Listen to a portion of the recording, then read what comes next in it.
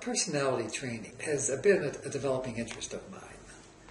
And the thing that amazes me is how accurate it is.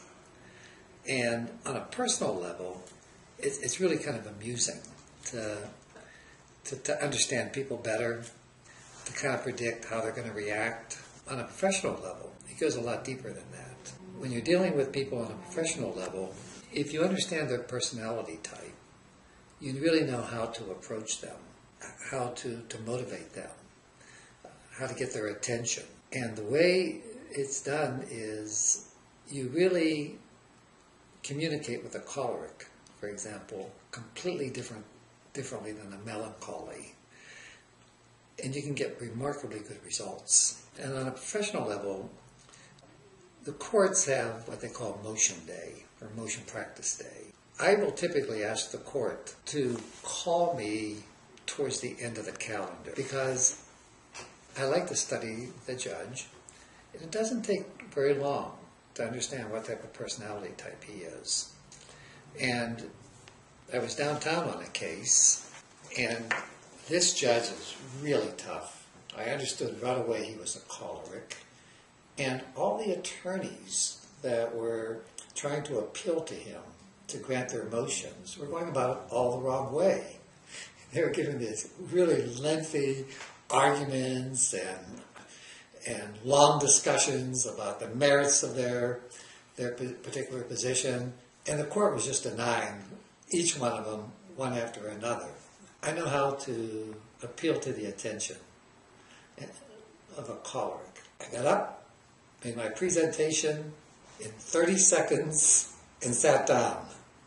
The judge looked up because he heard all this silence, and he thought about what I said, and he granted my motion. And I'm sure he said bright attorney at the same time.